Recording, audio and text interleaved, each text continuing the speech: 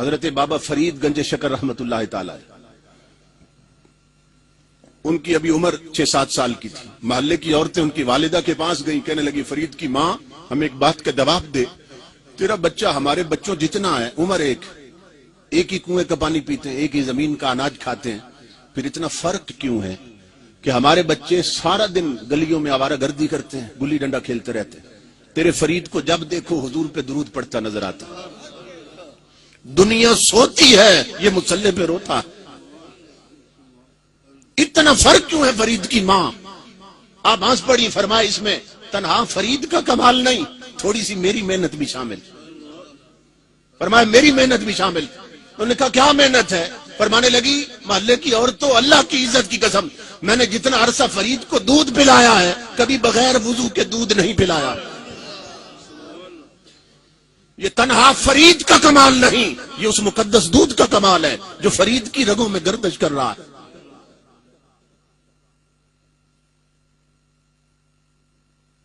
ہماری یہ آئیڈینٹی، ہماری یہ پہچان، ہماری یہ عظمتیں ہیں.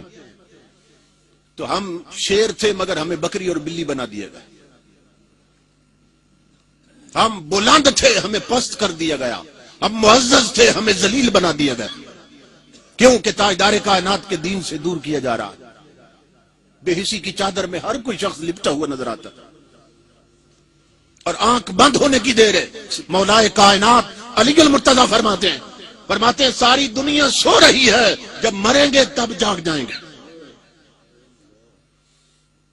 یہ 4 دن کی چاندنی ہے لوگوں جس کے ہم دھوکے میں پڑے ہوئے ہیں.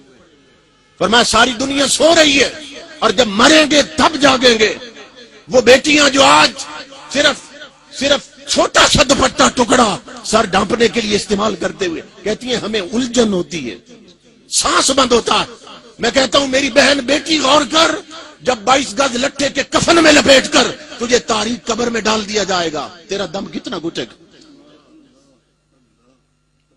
اس وقت کو یاد کرو. قبر ہمارے سامنے رکھو، قبر سے نظر نہ ہٹانے پاؤ. اپنی عاقبت کی فکر کرو. وہ پلٹ کے آ نہیں سکتی نا، ورنہ تمہیں بتاتی کہ وہاں کیا ہوتا ہے. قبریں چیخوں سے بری ہیں، قبریں عذاب سے بری ہیں، آگ سے بری ہیں، کیڑوں سے بری، بچھوؤں سے بری، مگر نظر نہیں آتا ہمیں. تو جنہیں آتا تھا انہوں نے خبریں دے دی. انہوں نے فرمایا بچو قبروں سے، کہ بڑے بڑے قبروں میں لیٹے ہوئے آج چیخ رہے ہیں اور کیا کہتے ہیں، حل من احد من یذکر غربتنا. بہت سی قبروں میں وڈیرے امیر زادیاں، وہاں کا سکہ پاس کوئی نہیں تھا، وہاں کے لیے تیاری کوئی نہیں کر رکھی. بہت سے امیر اور امیر زادیاں قبروں میں ہیں اور آپ چیخ کے کہتے ہو دنیا والوں، ہے کوئی جو آج ہماری غریبی پہ ترس کھائے؟ افسوس وہ حسن جس پر ناز تھا آج کیڑوں کی خوراک بن گیا. ہڈیاں بکھر گئیں. وہ بال جس پر نہ جانے کتنے دیوانے لپکتے تھے وہ آج خاک میں خاک ہو گئے. یہ جو زندگیوں کو روگ لگے ہیں نا، گھروں میں پریشانیاں ہیں، پورے ملک پر نہیں پورے عالم اسلام پر ایک نحوست مسلط اور زندگیاں اجیرن بن گئی اور کتوں سے بدتر زندگی ہو گئی مسلمانوں کی. یہ صرف اس لیے ہے کہ ہم تاجدار کائنات کے سچے غلام نہیں رہے. ہماری مسجدوں کی چٹائیاں نمازیوں کا انتظار کرتی رہتی، الماریوں میں رکھے ہوئے قرآن پڑھنے والوں کے منتظر ہیں.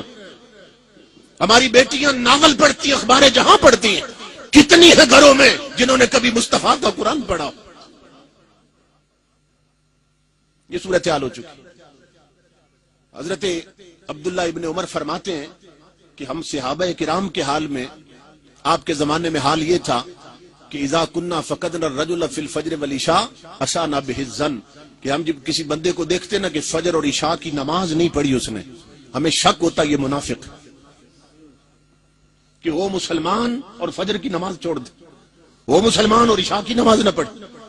اب فرماتے ہیں ہم صحابہ کا حال یہ تھا جو 2 نمازیں چھوڑ دیتے، ہم اسے منافق سمجھتے تھے. وہ آج ہمیں دیکھ لیتے تو ہمیں کافر سمجھتے کہ ہم تو 5 چھوڑ بیٹھے. کیا رشتہ رہ گیا رب اور رسول کے ساتھ؟ ادھر سجدوں کا وقت ہے اور ادھر ہمارے بچے کرکٹ کھیل رہے ہیں. ادھر جمعے کی نماز کا وقت ہے، ادھر گراؤنڈ میں جا کر دیکھ بچے کرکٹ کھیل رہے ہیں. ادھر عشاء کی نماز کا وقت ہے، ہماری بہو بیٹیاں ٹی وی پہ بیٹھ کر ڈرامے کی قسطیں دیکھ رہی ہیں. ہر طرف ایک غفلت کی چادر تنی. اس لیے امام الانبیاء کے غلاموں، ہمیں اپنے مقام کو سمجھنا چاہیے، اپنی ذمہ داریوں کو سمجھنا چاہیے، اس سے پہلے کہ سب کچھ ملیہ میٹ ہو جائے.